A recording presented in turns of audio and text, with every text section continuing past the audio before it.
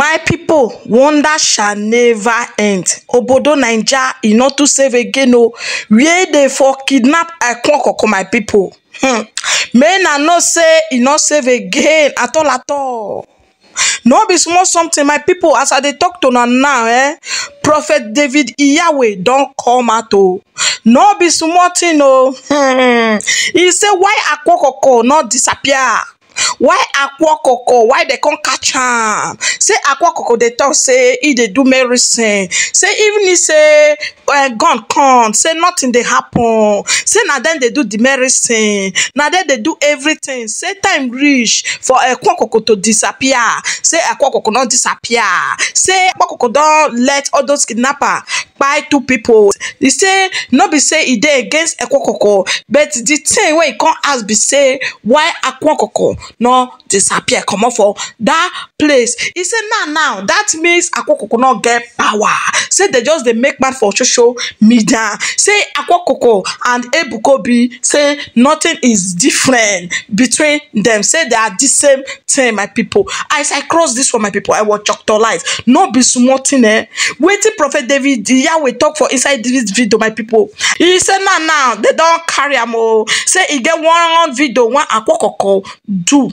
Now he make the final come. Say that video say he dey make mad. Say now he be this one. Now he dey do this one. Now he dey do this one. Say time reach now for Akwa to, base Akwa no fit base comot o. Say na so they can't capture Akwa. Now so they take bundle and comot. My people, not be small thing. Some people they talk say he don't come back, or they say they don't release him. Some they talk say they never release him.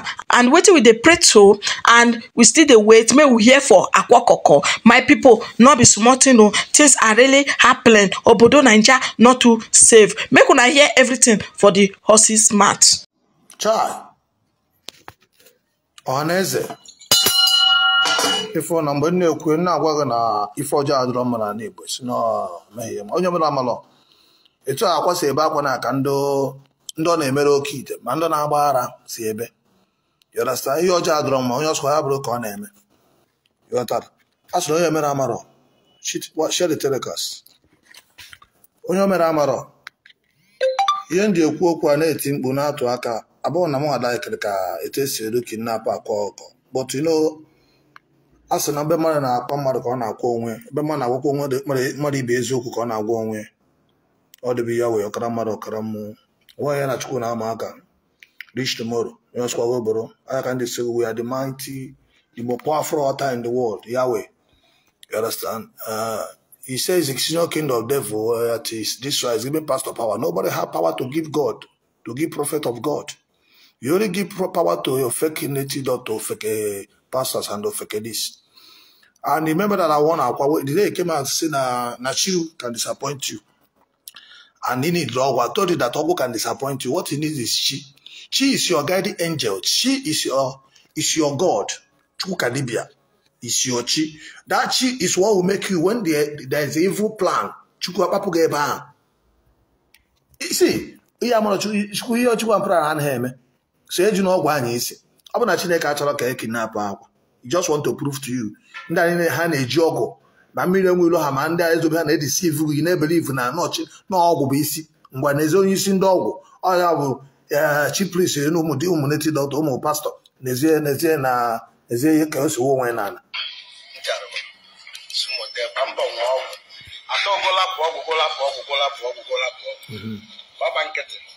But even you libido, if you name Loshi, you book or Otido. She book or Otido. This also a woman. When Jerry gave a deal to a man and every who are here, one bolo, the dear Morkanga. And you play when I ballagam them. Oh, you believe when I ballagamba? Am I all another way? Ogu carry Ogwa, Barola.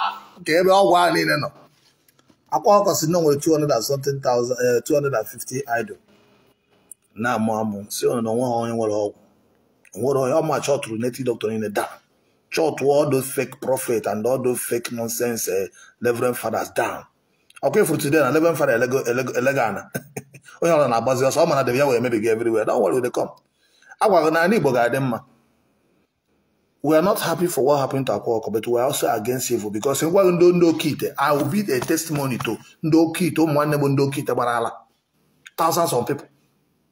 The man who put a fire in our side because you know human in Canada can no kidnappers up. Can not go home. As the Bible says, do not be jealous of the wicked that you will look around and will not see them again. So much when anywhere the 10 billion are not care. We're 100 billion, some are not care. Facebook brought on the page.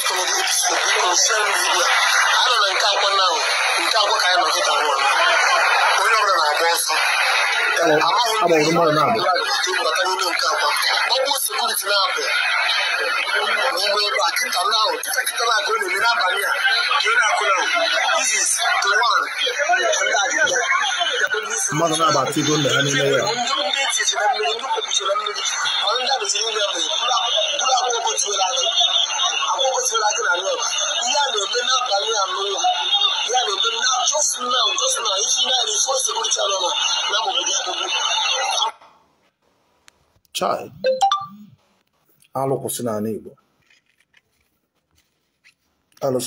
once you stop mocking this, are you mad? Do you know how many people that are mad because of those your nonsense? You think you're talking to one time useless this thing? You mama don't know because of Okite in a bego. When I told Akwa, he's supposed to be the one to build hospital, build spiritual place. A bag and a warrior. That time on a hotel, no, say I'm jealous. I'm jealous. Jealous of what? Open a walk or rebel and then no matter all. Ogan on hotel. Deep young beside with the hotel. Akwa had been defined. I will go now for you every day on a hotel, every day on a hotel. Ebuka can him.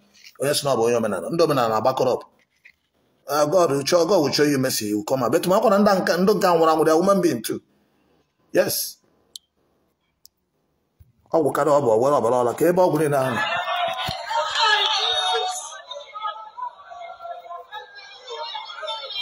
I will carry on, brother. I just walk there.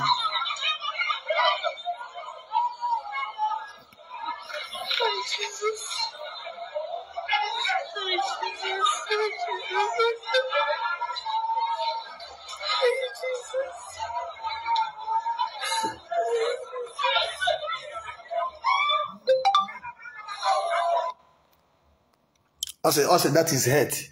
Thunder walking, that's your hate. Someone that told me that is going to bring assassins for me. It's on record, I have the video. So let the assassin visit him. So come on, go inside. That is what he planned that it will happen to him. That's what God said. Yes. Father Lord, show him mercy. Good prayer. What about if he's the Yahweh Kabawuru? You will be happy, Abi? Do you know that God is not a man? You don't know what the person is planning is secret. My God have promised me that nobody can stand in this world and challenge you. That any day we think what will happen to the Yahweh, that will be your last 8 on the 8. Go and ask question. I don't know they mock him, but I'm just telling you. I say have power that you kill me. This wife not so you know my address, you send assassin. I told you the day you will think of it, that will be your last 8 on 8. Then I'll be a hotel. And no matter how I want to cover the truth, is it because you're afraid? If I open my phone, what is Sarah going to do? They want to learn mad. They want to do this and no be 1, no be 2, no be 3, no be 4, no be 5, no be 6, no be 10, no be 100. Don't say Cambodia, London, South Africa, different people no inside prison because of even the whole carry over so now she in a season now she means you should kadibia. God is a spirit that will direct you before something happened. The God Chineke aga popo eba ya Chineke sine ngona chukwu enwe power na ogwa ngode power enye chukwu ike sino king of devil. Well, we are chat up. Somebody says he's not king of devil, so you should practice what he preach. I never told you that I have man has spirit. I never come to tell you and give him devil power. He says he's giving us power. He's giving God power. He has everything. That no, she have no power. Do you know what is she? She is your guardian angel. And if you want to do sham, you spoil that power. You will no longer become who you are.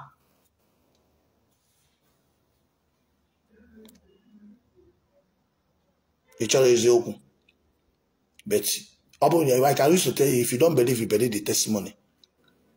Because I tell you the truth, it hurts me. Don't worry, you believe the testimony. You put the testimony. My name is Prophet David Yahweh.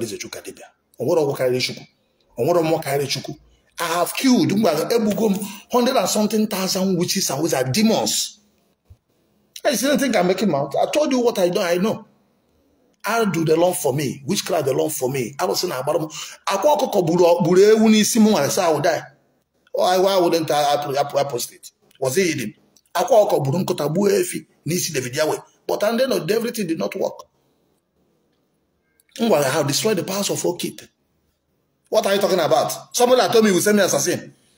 Is he hidden? Comment. Didn't you hear when he said it? Didn't you hear when he said that if any pastor talk, he will kill under 4 days? Why not use that in power those people that come to kidnap him? No, you should be the one to kill those people that come to kidnap you and kill some people. You should start from there. Let us see the power of that Ogwa. One guy I don't have Ogwa. Ogwa carry Ogwa. We're all Ejerugu. No kid. Your kingdom has failed. I told you. I have destroyed the powers of Okite. And I will destroy white men and white. The same way I destroy Okite. The country church of Satan. Get ready. I will chop you down. All those nonsense practice in our people deceiving, hiding. Will shut all of you down. That is my assignment. I don't care about church. I don't care about church. I close my church because of lies. I'm putting out during a church. It's in the tradition. You know, see, let me tell you, you don't know how what havoc those people are causing. You don't know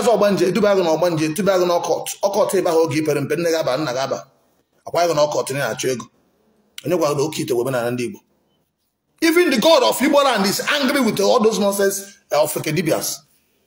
What are you talking about? See, let me tell you. Okay, I'm about the warlord, the spiritual warlord. The Bosamu working number Kamuri. Dibia was also Budiba. Come and miss. Why is the miss? Why you no come miss? No, also you know what Ogwe miss. You know that what Ogwe no na Ogwe miss. I warned him. No one will shock you. Let me pray it again. Maybe you have forgotten. He cannot be. I don't have much work. Oh, I kill of go. Oh, what kind of Obelo Balola ne? But if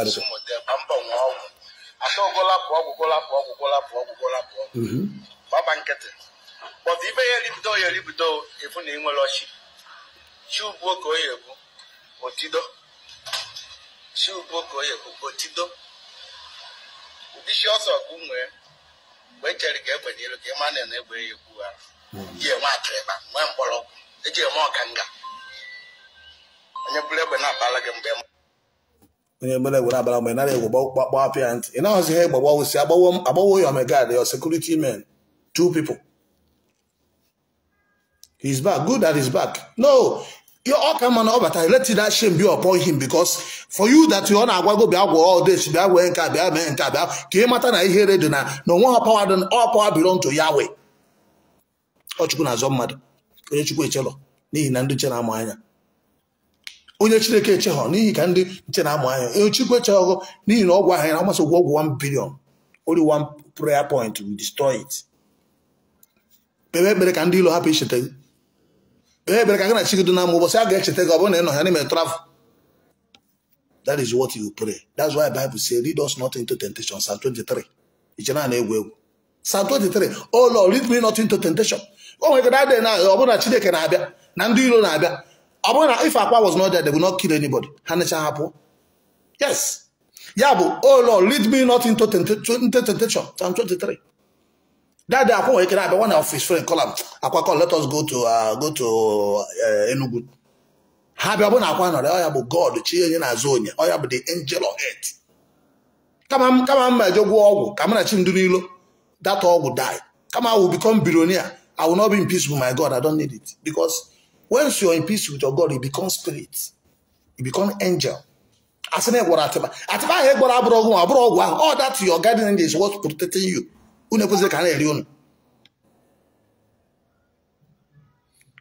Go and watch the yesterday video. That video I make yesterday is what is playing now. How can a pastor go about all when Akadiba will never send them mad? How can Dibia now what a pastor all day? Now they do proud and I couldn't go Puracula, but when I Puracula. Igbo land is against evil, and I'm against evil. I'm not against Igbo tradition. I'm not against Christianity. I'm not against Sabbath. I'm not against any show. I'm against evil. In the sense that they have not say like Ebuka, say Akwa can Ebuka be dissenting. When you just watch and see, give him small time, and you understand what I'm saying. Only for this, can you hear this? You will not do Bomb me, no man no court and Dodger. Only can it in the man no court and do look at the same God, the same goddess. Mary and the one child they are dissenting, nothing different. I can't deceive you. Mark my word. What was supposed to hear in this video that Akwa miss? Don't be say they carry Akwa. No. He can come back. They paid him. We paid money. Come back. Yes. It's normal. The victory here is supposed to be Akwa. They come to carry him. He miss. That is the point. Meaning that here on a preach, he can do it. It's like a preacher can heal somebody. If I could bring a sick person, I cannot heal. I mean, I have failed my duty. As long as it's a spiritual sickness, it may cost me money. I tell you, look at you. I say, okay, let us manage. But if you have one, I will know what I will do. The thing will stop because that's my field. So as somebody now won't do more okay, now I will disappear and miss and disappear. You should be the first to do that. Okay, how there was Bopia, I miss you. Even after all, then we see now about 4 days, 5 days miss. No, what are you talking about? Somebody say, come on, no, he's back. No, good. He will back. They have collected money. They have killed. What about those people? 2 people that died. Have they used their Okuku to bring them back to life? He's back. Good. Because of him getting down. I don't know Mambin. I don't know people father. I don't know people brother. I don't know people family.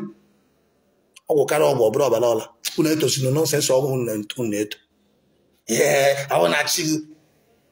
Your chief, your God, Chukukadibia. Chia is what called Chukukadibia. Chukadibia nyego Chukadibia warrior. Onye means have faith in yourself, not in somebody. I never tell anybody to come and have faith in me. That's why I answered David Yahweh. God, they have created heaven and earth. Program and do is Yahweh. David Yahweh means Chukukadibia. Say na Dibia Tachuku. We'll give you that power. Without God, God can disappoint you. Are you trying to tell me Akwa does not have Ogu disappear? Is this a small juju anayame?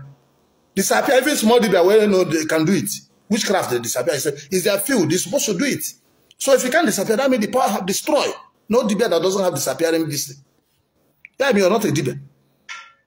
No dibia that doesn't have disappearing and appearing juju. That's why I asked them to appear in my place. The same way they appear in London. They're disturbing our brothers, our sisters that's in abroad, disturbing people in the hospital, killing innocent people. What is witchcraft? Witchcraft, they can disappear. They go to their room, they disappear. They can turn to bed. Ekumeku.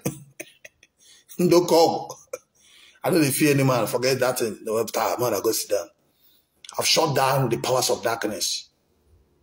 Tested and trusted. Before I will come out on the Facebook, tell you that I have 1.12 million angels that each of him, channels appear that they channels are with me. He thinks a joke will come to joke. We know the call police for anybody. We know they send the assassin.